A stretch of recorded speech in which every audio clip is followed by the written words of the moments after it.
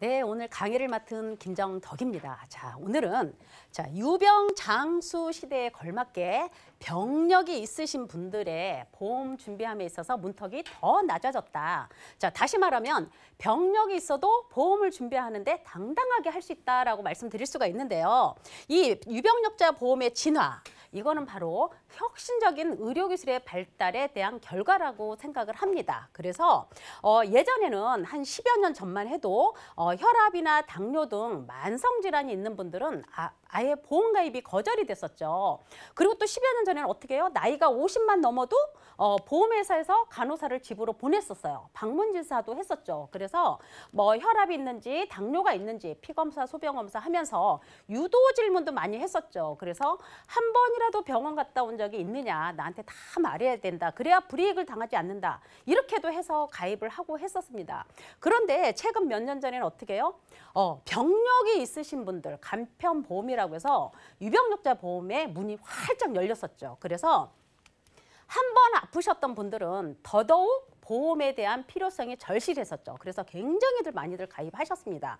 그런데 지금은 어떻게 해요? 병이 있어도 장수하는 시대다. 혁신적인 의료기술이 많이 발전했다. 그래서 지금은 병력이 있으신 분들도 건강한 사람하고 똑같이 발병률이 높은 담보에 대한 문이 활짝 열렸습니다.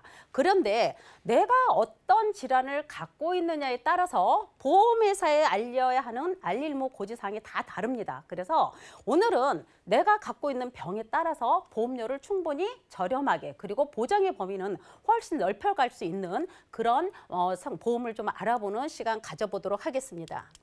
자, 우리가 보통 이제 간편건강보험이다 아니면 유병력자 보험이다 해서 고지사항이 예전에는 325라고 해서 딱 세 가지가 묻는 게 있었죠. 3개월 이내 의사로부터 진찰, 추가 재검사 받은 적이 있느냐, 2년 이내에 입원하거나 수술한 적이 있느냐, 5년 이내 암으로 입원하거나 수술한 적이 있느냐, 요거를 묻는데요. 우리가 대부분 많이 놓치는 게 이 3개월이에요. 3개월. 자, 이 유병력자 보험에 대표적으로 많이들 준비하시는 분이 바로 만성질환을 갖고 있는 분들이거든요. 자, 혈압약이나 당뇨약 드시는 분들, 이런 분들인데 대부분 이제 이런 만성질환으로 가입이 제한되어 있던 분들이 이 세 가지의 고지만으로 인해서 보험 준비를 할 수가 있었죠. 그런데 많이 놓치고 있는 게 이 3개월 이내예요. 3개월 이내. 그러면 내가 1년, 2년, 5년, 10년 전부터 혈압이나 당뇨약을 꾸준히 복용을 하고 있으셨던 분들은 내가 최근에 3개월 이내에 진단받은 적이 없기 때문에 이 유병력자 보험을 준비할 수가 있는데, 예를 들어서 내가 무릎 치료를 꾸준히 계속 받았어요. 그냥 계속 가서 무릎이 아플 때마다 통증 주사 맞고, 또 아니면 이제 혈압약도 두세 달에 한 번씩 계속 복용을 했었는데, 만에 하나 내가 병원에 갔는데 정상적으로 오늘 혈압 검사를 하러 갔더니 혈압이 다른 때보다 많이 더 높다. 한 달 후에, 원래는 두세 달에 한 번씩 왔었는데 뭐 한 달 후에 다시 검사를 해보자. 이게 바로 추가 재검사입니다. 이런 경우가 여기에 해당이 돼요. 내가 무릎 치료를 계속 받았는데 이제는 더 이상 하고 한 달이나 두 달쯤에 저기 수술할 수도 있을 것 같아요. 이런 얘기 나오는 것 자체가 대부분 3개월 이내에 추가 재검사나 수술 필요 소견에 들어갑니다. 그래서 이 3개월을 많이 놓치거든요. 그래서 이런 거 고지사항 잘 보셔야 되고, 또 2년 이내 입원하거나 수술, 이런 것도 굉장히 많이 제한이 됩니다. 어떤 부분이 제한이 되냐면 내가 건강검진에서 그냥 대장 내시경 하다가 위 내시경 하다 용종을 제거했어. 내시경 중에 그냥 절제를 해서 떼어냈습니다. 이것도 수술인데 수술로 생각을 못 하시는 분들이 굉장히 많으세요.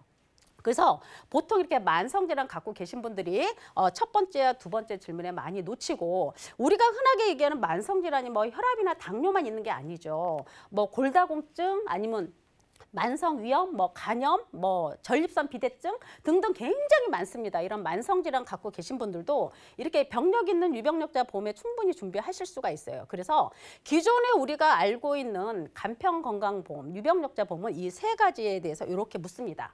그런데 이거보다 조금 더 진화된 디테일하게 묻는 질문이 있죠. 바로 335. 3개월 이내는 똑같이 물어요. 3개월 이내에 입원한 적이 입원 필요 소견이 있느냐, 수술 소견이 있느냐, 아니면 다시 검사 한번 해보자라는 어떤 의견이 있었느냐, 요거 똑같이 물어봅니다. 그런데 아까는 2년 이내 입원과 수술 물어봤었죠. 이거는 3년 이내만 물어봅니다. 3년 이내로. 1년이 늘었어요. 3년 이내에 입원하거나 수술한 적이 있느냐 이렇게 물어보는 거예요.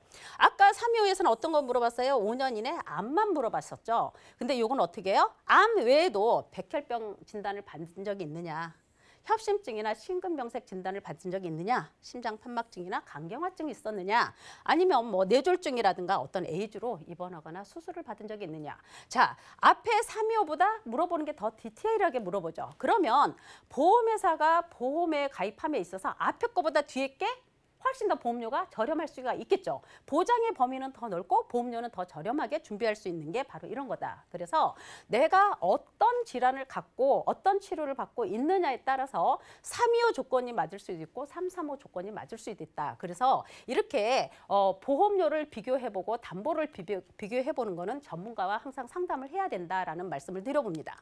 자, 우리가 병력이 있으신 분이든 병력이 없으신 분이든 우리가 기본적으로 준비해야 되는 게 항상 있어요. 3대 질병이죠. 3대 질병, 암과 뇌와 심장이에요. 그죠? 굉장히 중요하죠. 우리 기관 중에서. 자, 암은 이 3대 질병은 어떤 게 있어요? 가족력이 가장 무섭잖아요. 가족력. 가족력이 뭐예요? 가족력.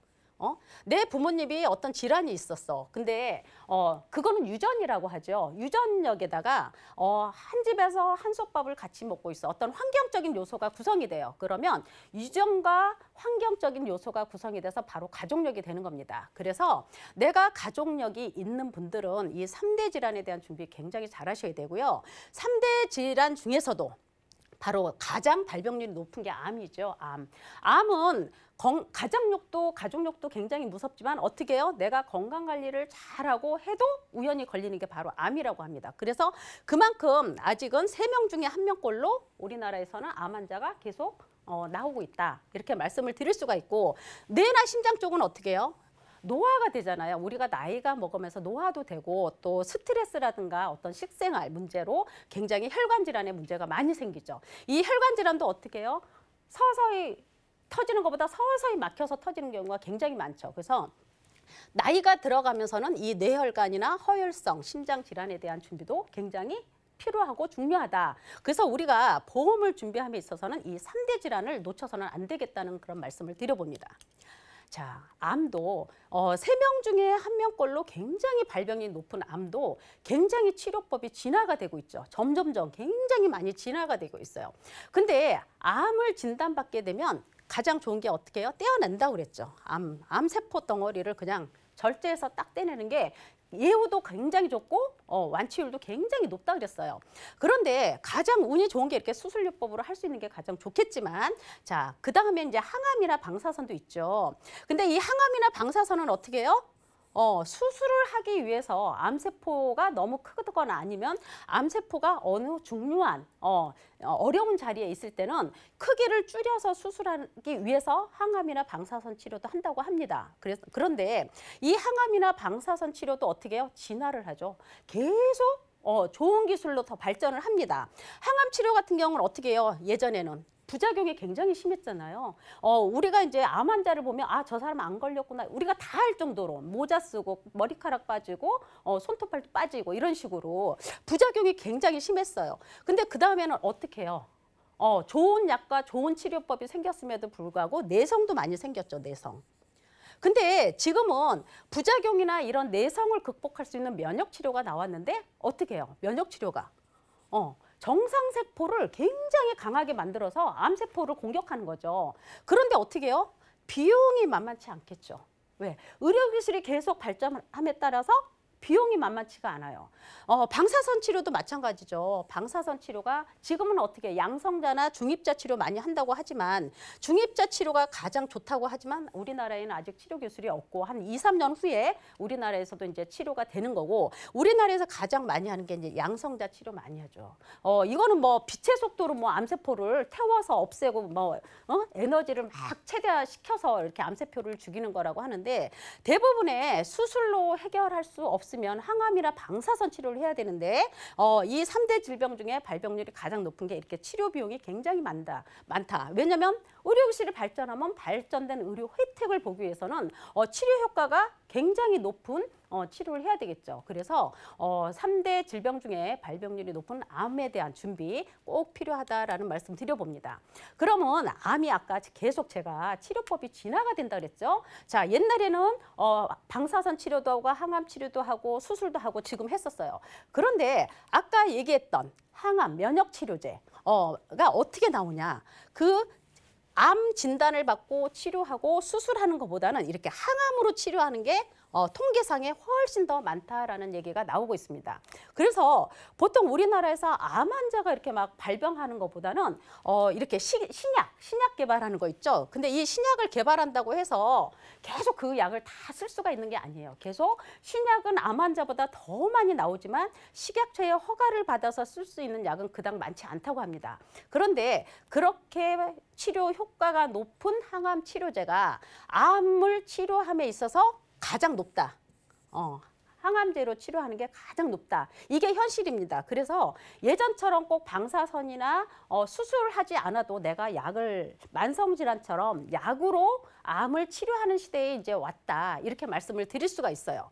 그런데 이 항암 치료가 약으로 할 수 있는 게 비용이 굉장히 비싸다 그랬잖아요. 의료기술이 그만큼 발전을 함에 따라서 비용도 만만치 않다라는 말씀을 드려보는데 이제는 암도 이렇게 약으로 치료하게 되면 통원을 한다. 이제 입원해서 수술 받는 게 아니라 암도 통원으로 치료한다. 항암 치료하게 되면 이제 통원으로 하게 되죠. 근데 어떻게 해요? 우리가 갖고 있는 실손보험은 입원하면 뭐 90에서 100%까지도 주지만 통원하는 거는 적게는 10만 원, 많게는 뭐 50, 100만 원짜리도 갖고 있지만 평균적으로 통원비 20, 30만 원 갖고 있는 게 현실입니다. 그래서 한 달 치료 비용이 굉장히 많이 드는 암통원 항암제에 대해서는 우리가 암보험을 따로 준비하지 않으면 이렇게 어마어마한 치료 비용을 감당할 수가 없다.